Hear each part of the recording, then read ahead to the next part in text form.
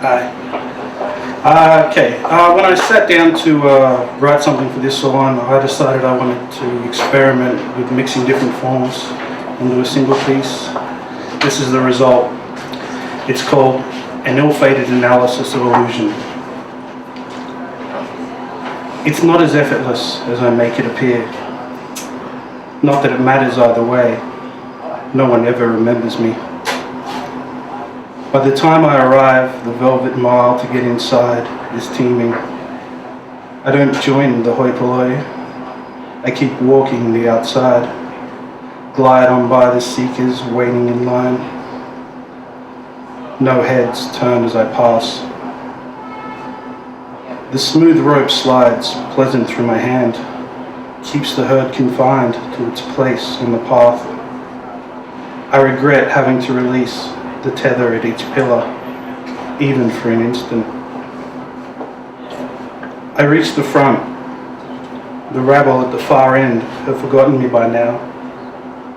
That's if they managed to notice in the first place. The doors are under the influence of a lone guard tonight. He looks like trouble. The line stays well behaved, mostly for this reason. My little pirouette under the rope catches surprise. The attendant's sixth sense takes over too late, informs the other five they've faltered. They don't catch up in time. I'm too prominent now, won't remain overlooked. He's good at his job. Doors get blocked by instinct. Doors get blocked by body. He's good but slow. I lean in before he can further react, have a little word in his ear. Wait for it. The vibrancy of neon over the entrance dulls until you can no longer make out the words against the dark wall. And all the noise from the hopefuls fades down along the line from front to last post, and the car horns honking in the intersection stretch out in dying moans, while the traffic signal pauses mid-change red and green. Together they fade away, and I begin to shine. What's the word on the streets? That's what they'd asked when I landed on the steps of the Institute. The smarmy bastards knew the word was that they had beds, and that there was a chance one could be yours permanently, or until you turned 18, whichever came first.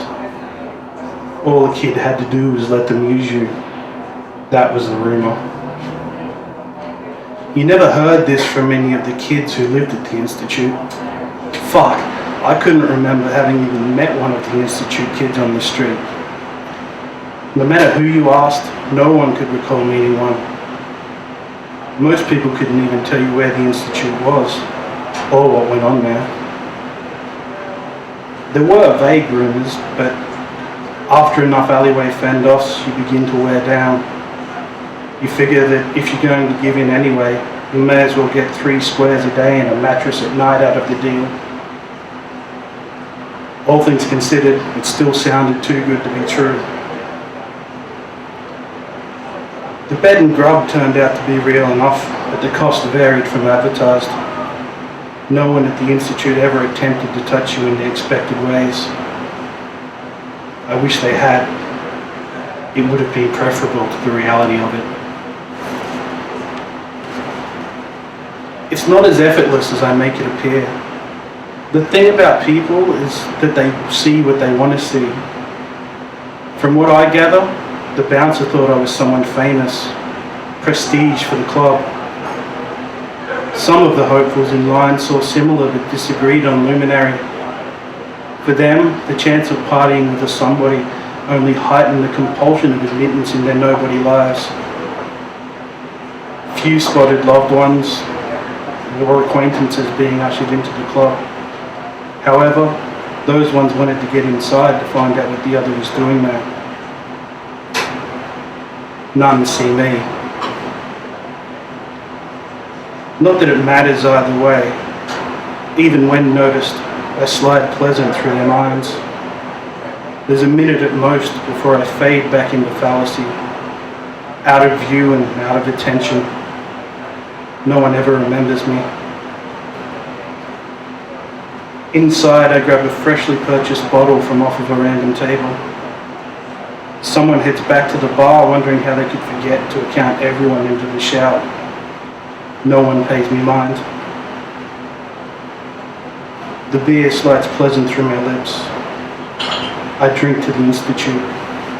I drink to the experiments. I drink to being another trick of the light. Cheers.